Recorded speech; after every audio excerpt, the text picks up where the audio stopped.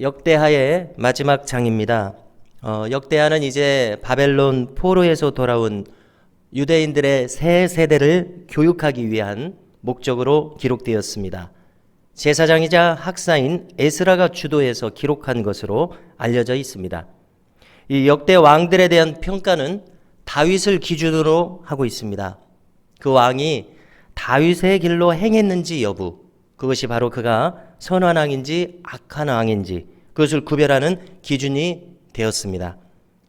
남왕국의 마지막 선한 왕이었던 요시야가 서거한 다음입니다. 그러자 이제 요시야의 셋째 아들 여호아하스가 즉위를 합니다. 그의 나이가 23살이었습니다. 자, 그런데 지금은 이제 애굽에 의해서 유다 왕국이 지배를 당하게 됐죠. 3달 만에 애굽의 왕 바로 느고에 의해서 폐위가 됩니다. 그리고 이제 그의 형인 요시야의 둘째 아들 여호야김을 왕으로 세웁니다. 그의 나이 25입니다. 그는 이제 11년간 재위를 했지만 여호와 보시기에 악한 왕이었다고 기록합니다. 요시야처럼 경건한 왕에게서 이렇게 악한 아들이 나왔다는 것이 참으로 우리가 안타깝게 생각하고 또 우리 자신을 돌아보게 하는 대목이라고 생각합니다. 자, 이때였습니다. 갈그미스에서 애굽의 왕 바로 느고가 바벨론의 왕 느부갓네살에게 패합니다. 그리고 이제 유다도 바벨론에 의해서 점령됩니다. 느부갓네살은 여호야김을 잡아갑니다.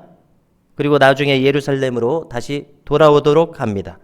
그때 그가 애굽 편에 섰다가 다시금 느부갓네살 왕에 의해서 폐위를 되고 죽임을 당합니다. 이렇게 애굽과 바벨론 이렇게 복잡한 국제 정세 속에서 유다 왕국은 계속해서 이제 쇠락한 길로 접어들게 됩니다. 그 다음 왕은 이제 여호야김의 아들 여호야긴입니다. 우리가 방금 읽은 역대하에서는 8살에 즉위한 것으로 되어 있습니다. 자, 그러나 열왕기하 24장에는 18살에 즉위한 것으로 기록되어져 있습니다. 이렇게 다른 기록에 대해서 학자들은 이제 설명을 합니다. 히브리어에서는 한 획 차이입니다. 한 획 차이로 설명을 하고요. 그리고 18살이 맞겠다는 의견이 많습니다. 왜 그러냐면 여호와 보시기에 악을 행했다고 기록을 합니다. 그래서 자기 주체성이 있는 18살이 맞을 것이다 이렇게 말합니다. 자, 그러나 이 여호야긴도 3달 만에 느부갓네살에게 사로잡혀갑니다. 이렇게 하나님의 심판이 계속되는 유다 왕국의 마지막 시간들입니다. 그 다음에 왕은 이제 그의 숙부입니다. 요시야의 아들로서는 둘째 아들, 넷째 아들 시뜨기야가 왕이 됩니다. 그는 21살에 즉위합니다. 11년간 다스립니다. 그러다가 이제 주전 587년입니다. 유다와 예루살렘이 완전히 멸망하고 전부 다 바벨론으로 끌려갑니다. 자, 오늘 말씀 12절을 보시게 되면 예레미야 선지자의 경고를 듣고도 그가 겸손하지 않았다 이렇게 말합니다. 자, 신자에게 있어서 겸손이라고 하는 덕목은 참으로 중요한 덕목입니다. 왜 그렇습니까? 오직 겸손한 마음을 가진 사람만이 하나님의 말씀이 그의 심령에 들려질 수 있기 때문에 그렇습니다. 자, 우리가 한 가지 생각해 본다면요, 우리가 성경에서 종종 하나님 다음으로 가장 지위가 높았다는 점에서 사탄과 예수님을 비교할 수 있습니다. 자, 그러나 사탄은 어떻게 했습니까? 가장 높은 곳에서 하나님의 영광이 비춘 것을 자기의 것으로 취했습니다. 하나님의 영광이 비춘 것이고 자기의 본질이 영광스러운 것이 아니었음에도 불구하고 그가 그렇게 했습니다. 자, 그러나 예수님께서는 어떻게 하셨습니까? 오직 그는 하나님 아버지의 뜻을 전적으로 수용하셨습니다. 자, 이렇게 교만과 겸손이라고 하는 것은 그 격차가 하늘과 땅만큼 큽니다. 자, 그러나 오늘 시뜨기야 왕은 교만했습니다. 어찌 그에게 심판이 임하지 않겠습니까? 그는 성전을 더럽혔다고 기록을 합니다. 자, 성전을 더럽혔다는 것을 읽게 될 때에 우리가 므낫세 왕이 얼마나 악하게 행했는가 하는 것이 떠오릅니다.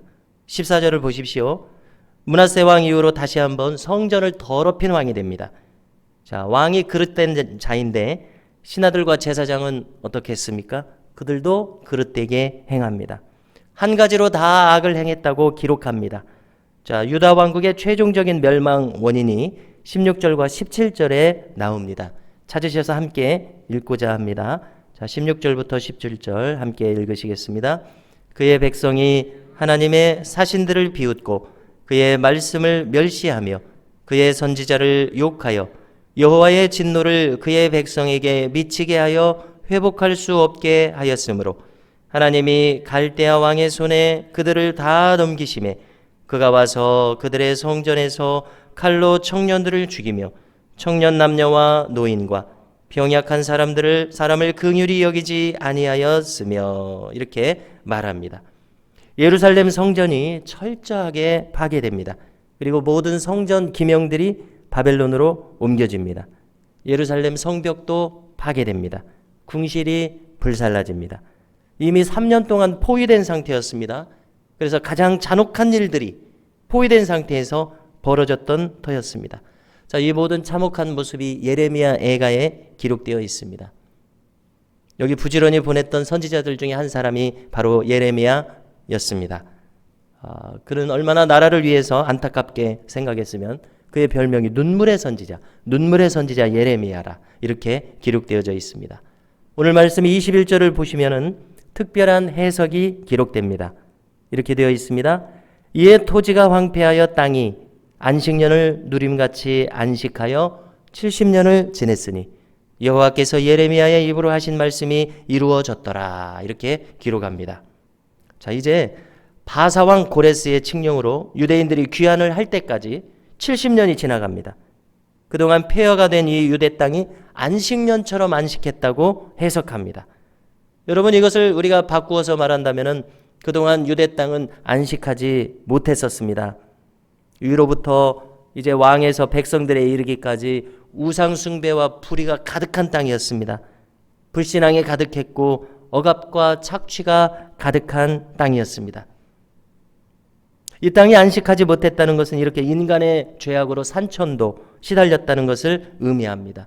쉼없이 고통당했습니다. 그렇지만 이제 악은 심판을 받았고 악인들은 사라졌습니다. 그래서 이 땅이 안식하고 있다고 말합니다. 성도 여러분, 우리도 마찬가지라고 믿습니다. 우리의 내면에서 여러 가지 합당치 않은 것들을 우리가 버리게 될 때에 참된 안식과 평안이 우리에게 찾아오게 될 줄로 믿습니다.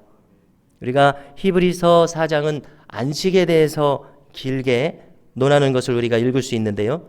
자, 히브리서 4장에서 말하는 안식은 심령적인 안식입니다. 거기에서 이제 다윗의 말을 빌려서 말씀합니다. 오직 너희가 그의 음성을 듣거든 너희 마음을 완고하게 하지 말라 하였나니 기록합니다. 심령적 안식에 대해서 말하고 있습니다. 마음의 완고함을 버릴 때에야 마음의 안식이 온다는 말씀입니다. 유명한 어거스틴의 말이 떠오릅니다. 그는 참회록 첫 장을 펼치자마자 처음부터 분명한 목소리로 말합니다. 주님 안에서 안식을 발견하기까지 우리의 마음은 평화를 누릴 수 없습니다. 이렇게 말합니다. 또 같은 히브리서 4장 11절에서도 말씀합니다. 우리가 저 안식에 들어가기를 힘쓸지니 이는 누구든지 저 순종하지 아니하는 본에 빠지지 않게 하려 함이라. 순종하는 것이 곧 안식임을 말씀합니다. 자, 마치 노아 시대의 홍수 심판처럼 유대 땅에 이제 악이 제거되고 70년간 안식을 합니다. 그리고 새로운 제국의 바사왕 고레스는 칙령을 반포합니다. 유대인들이 고토로 귀환하게 합니다. 새로운 출발이 이루어집니다. 스룹바벨과 에스라와 같은 통치자들과 제사장이 새로운 나라를 세웁니다. 이렇게 우리 안에서도 언제나 하나님 앞에서 합당치 않은 것들이 버려질 수 있도록 힘쓰고요. 그래서 참된 안식과 평화가 우리 가운데 임하도록 해야 할 줄로 믿습니다. 그리고 새로운 말씀과 능력으로 채워야 되겠습니다. 이런 은혜가 우리 가운데 임하게 되기를 주님의 이름으로 축복합니다.